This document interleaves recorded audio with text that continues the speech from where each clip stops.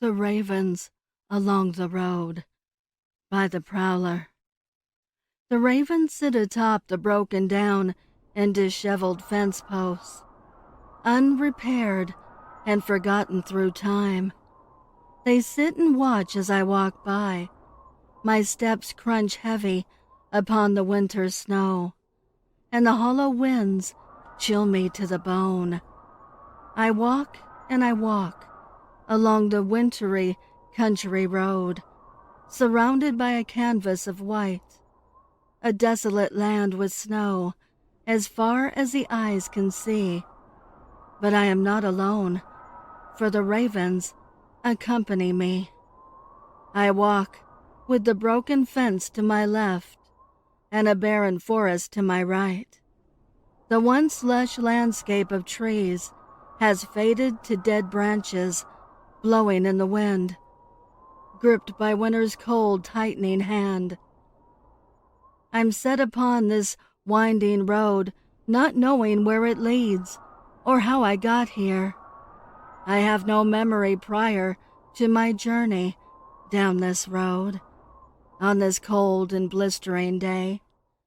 I continue to walk, searching for any other signs of life, a person or building to help show me the way, and maybe show me some comfort on this cold winter's day. The ravens start to call louder, almost as if they're mocking me the further I travel, until I come across an opening in the woods to the right of me. Now there is nothing but silence, no sounds from the ravens, and no howling from the winter winds. I look over my shoulder as I enter the opening to see if the ravens are still perched atop the fence posts. They are, but they are now still, staring at me as I enter the opening in the woods. I make my way through the dead branches. They scratch and get caught in my coat as I pass. The silence is deafening as I walk down the path.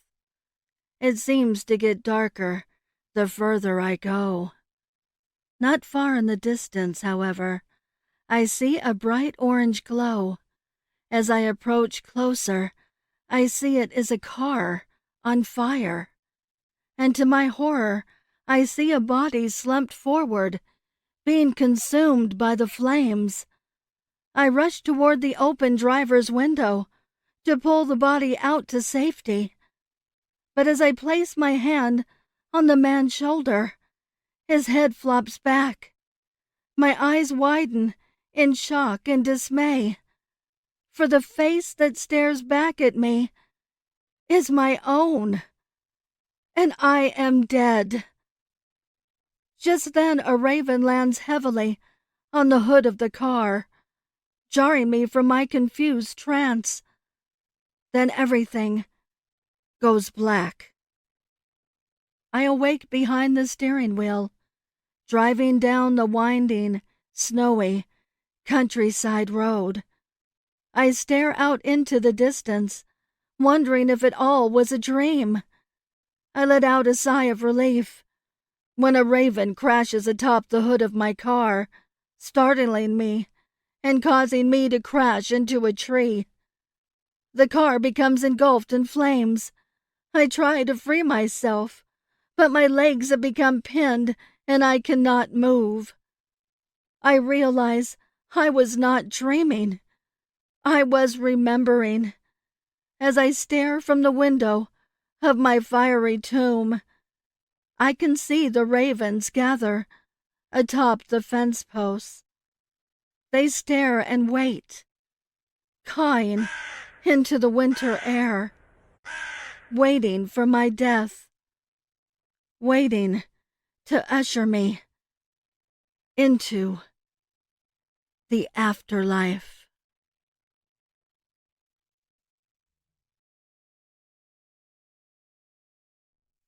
I would like to give a heartfelt thank you to the special friends of the channel for your overwhelming generosity.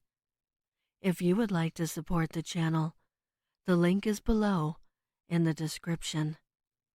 Also, please send me your stories and poems to duchessofdarkness27@gmail.com.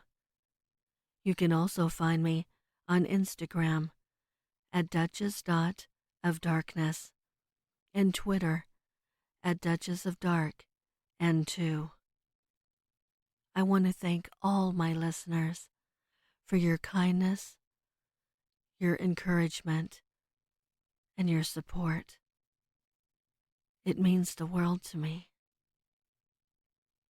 Thank you for joining me.